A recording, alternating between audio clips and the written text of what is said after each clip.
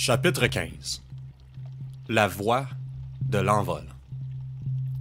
Comment se fait-il, fit observer Jonathan, rêveur, que la chose la plus difficile au monde soit de convaincre un oiseau de ce qu'il est libre, et de ce qu'il peut s'en convaincre aisément s'il consacre une partie de son temps à s'y exercer?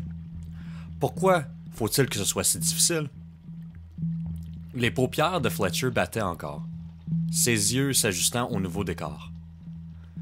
Par quelle magie avons-nous été transportés ici? Tu as voulu échapper à ces imbéciles, n'est-il pas vrai? Oui, mais comment avez-vous...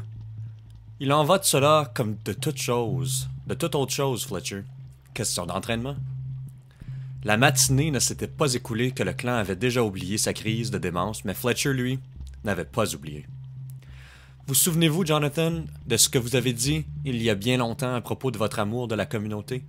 Assez fort pour vous pousser à retourner vers elle, l'aider à apprendre? Oui, bien sûr.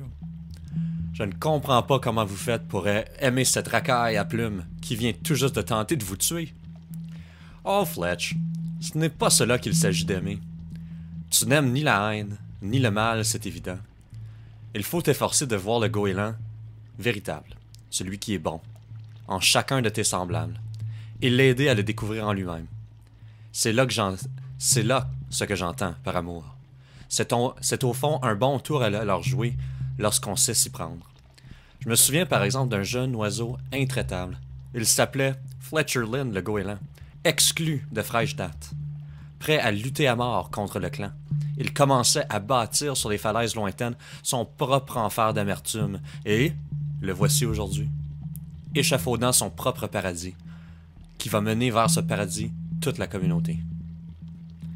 Fletcher se tourna vers son maître, et dans son œil passa une lueur d'effroi. Moi? Guider autrui? Que voulez-vous dire en parlant de faire de moi le guide? Ici, c'est vous. Vous n'avez pas le droit de partir. Ah, vraiment? Ne penses-tu pas qu'il puisse y avoir d'autres clans, d'autres Fletcher, qui, plus que ce clan-là et que ce Fletcher-ci, ont besoin d'un maître capable de les guider vers la lumière? Moi? Mais John...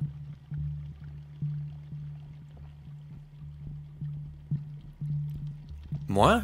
Mais John, je ne suis qu'un goéland quelconque, alors que vous êtes...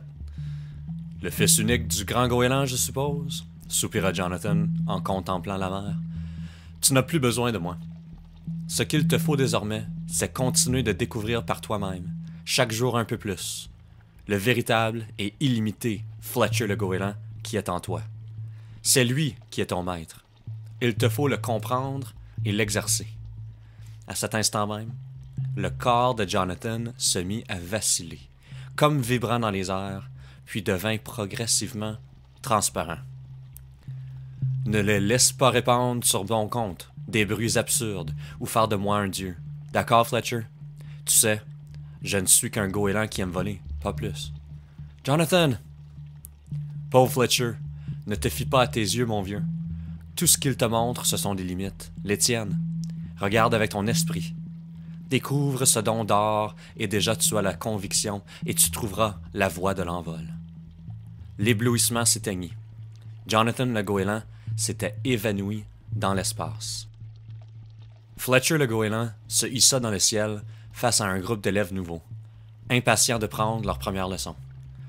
Tout d'abord, leur dit-il, en appuyant sur les mots, il vous faut comprendre que le goéland n'est que l'image d'une liberté sans limite, créée par le grand goéland, et que votre corps perceptible d'un bout d'aile à l'autre n'existe que dans votre conscience. Les jeunes goélands ne purent s'empêcher d'échanger des regards sceptiques. Eh bien alors, pensait-il, cela ne ressemble guère à un exposé sur les règles à observer pour réussir un looping. Fletcher comprit, soupira et reprit. Fort bien, dit-il, en les observant d'un œil critique. Commençons par le vol à l'horizontale. Et en disant ces mots, il comprit soudain toute l'honnêteté de son ami. Lorsqu'il se défendait de n'être pas plus d'essence divine que lui, Fletcher ne l'était. Sans limite, Jonathan, pensait-il? Le temps alors n'est pas très éloigné, où je vais pouvoir apparaître dans l'air impalpable de ta plage à toi, et te sortir à propos de voltige 1 ou 2 bons petits tours de mon sac. Et encore qu'il s'efforçant de se donner l'air sévère qu'il convient à un moniteur de prendre en présence d'élèves, Fletcher le goéland les vit tout à coup, l'espace d'un instant, tel qu'il était, et ce ne fut point de l'affection mais un amour profond qu'il ressentit pour eux. Tu as raison, Jonathan. Il n'y a pas de limite, se dit-il avec le sourire. C'est ainsi que Fletcher s'engagea sur la route qui menait à la sagesse.